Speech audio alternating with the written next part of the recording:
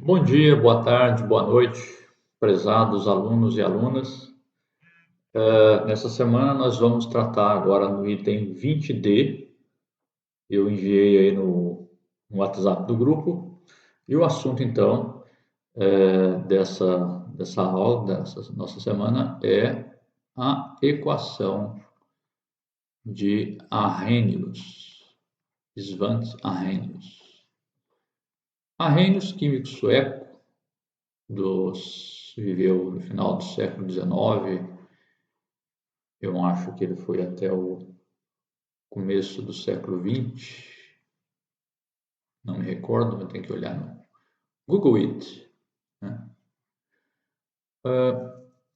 Uma das contribuições, entre muitas, né, de Arrhenius para a química, é o conceito de ácido base de Arrhenius. E um ácido é qualquer substância que, em água, aumenta a concentração do íon hidrônio, hidroxônio, ou H+, né? Concentração de próton hidratado. E base é qualquer substância química que, em água, aumente a concentração de hidróxido, o íon OH-. Mas Arrhenius, né, também fez outras contribuições. A escala de pH também é contribuição de Arrhenius. Né? Aliás, acho que é de Sorens, acho que eu estou confundindo. pH, se não me engano, é um outro químico. Mas uma das contribuições importantes também de Arrhenius foi para a cinética química, velocidade das reações. Ele estudou o efeito da temperatura nas velocidades das reações. E o que é uma forma bastante simplificada de se apresentar, né? Tratar a dependência das velocidades de reação com a temperatura, é a conhecida equação de Arrhenius, que diz que o logaritmo natural neperiano das constantes de velocidade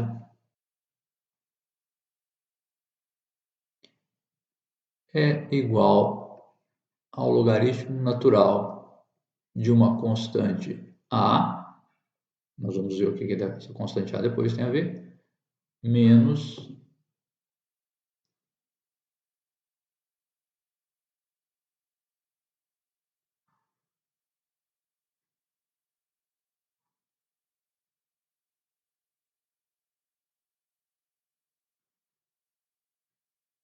EA dividido por R, que multiplica 1 sobre T.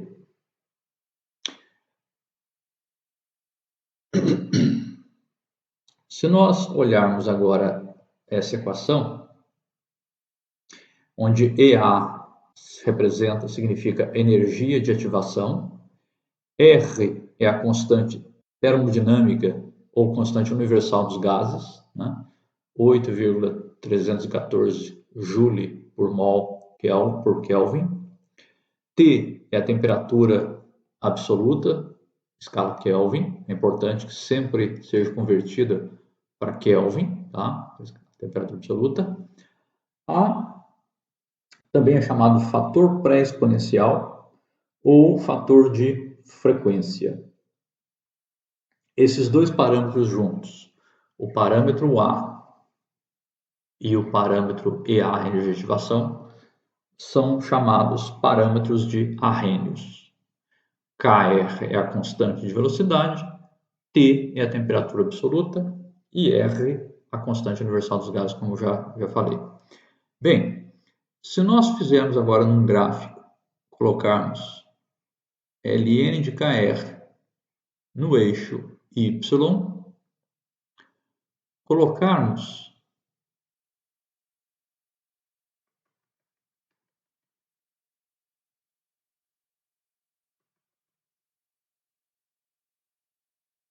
um sobre T no eixo X, nós vamos encontrar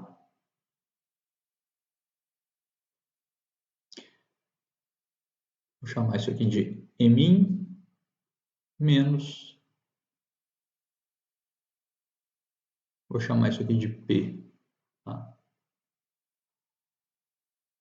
Y igual a M menos um P que multiplica um X. Equação, né? Isso aqui é o quê? É a equação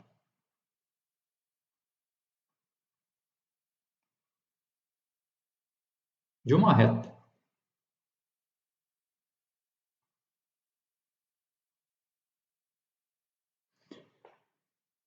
Então, meus caros, se nós colocarmos aqui um gráfico no eixo Y,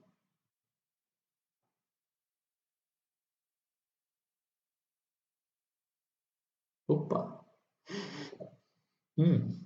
que reta mais torta, que reta feia.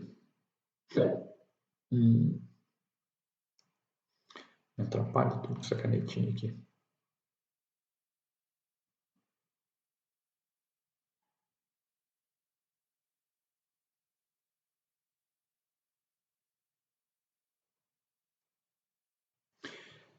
Se nós colocarmos, então, pontos experimentais, digamos que a gente faz aqui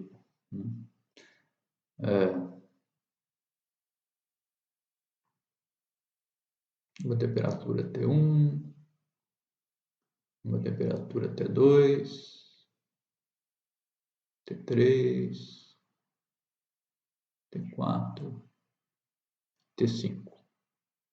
Digamos que aqui, então, nós tenhamos aqui no eixo X, nós vamos usar 1 sobre T, isto é, Kelvin a menos 1. Temperatura absoluta, o recíproco dela, tá? É importante que seja convertido para a temperatura Kelvin e, além disso, que seja colocado na forma 1 sobre T. Se, por outro lado, nós calcularmos aqui no eixo Y, calcularmos e colocarmos o logaritmo natural das constantes de velocidade,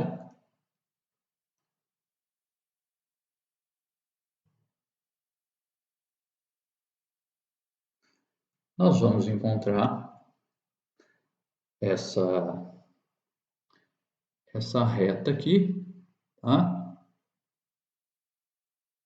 Agora vai ser difícil.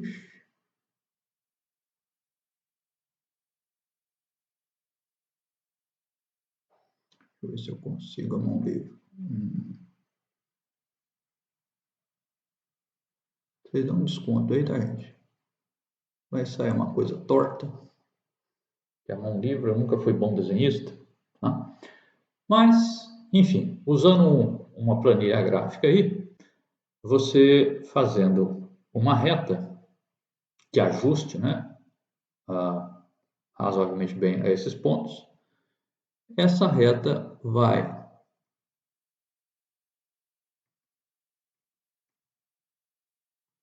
interceptar aqui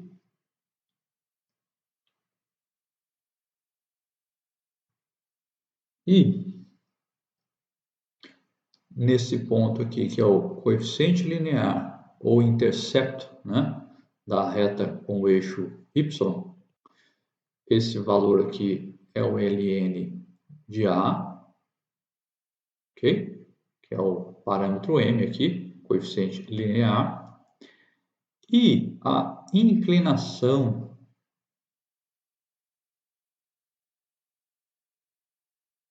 coeficiente angular dessa reta, né?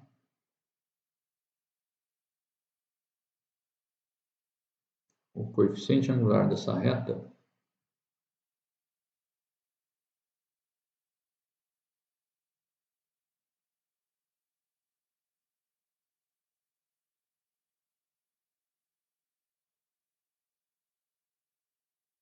de novo, deem aí um desconto para mão livre de quem não é desenhista.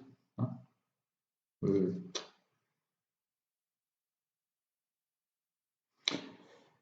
Enfim, esse coeficiente angular seria igual a quê? Seria igual a menos. Sinal de menos, porque vejam que a inclinação, né, da reta é a inclinação negativa. Menos EA dividido por R.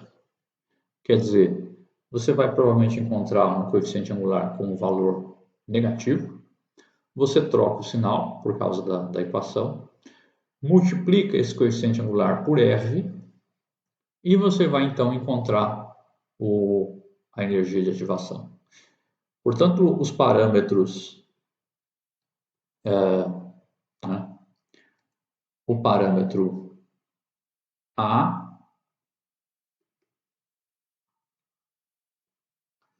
também chamado fator de frequência. Por que frequência? Frequência de colisões, tá?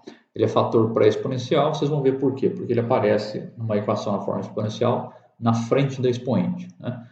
Mas ele é um fator que está relacionado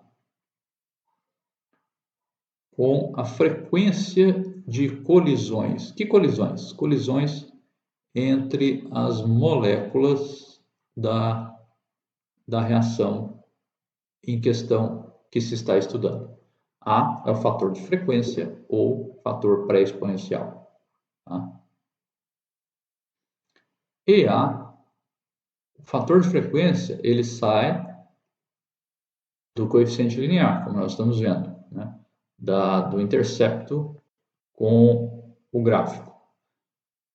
A energia de ativação, que é esse nome mesmo que ela recebe, está relacionado com a energia térmica necessária para ativar a reação. Como assim ativar? Para que as moléculas ganhem, adquiram, alcancem energia cinética suficiente para superar aquela barreira de energia, né? Aquela teoria da barreira de energia de ativação. E essa energia de ativação, em Joule, né? Joule por mol, tá?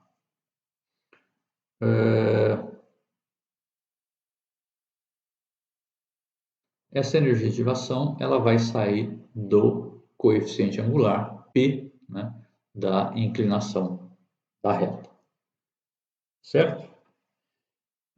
O exemplo 20D1, ele vai falar a velocidade da reação de segunda ordem correspondente à decomposição do acetaldeído etanol, né, foi medida no intervalo de temperatura de 700 a 1000 Kelvin. E as constantes de velocidade são dadas na tabela adiante.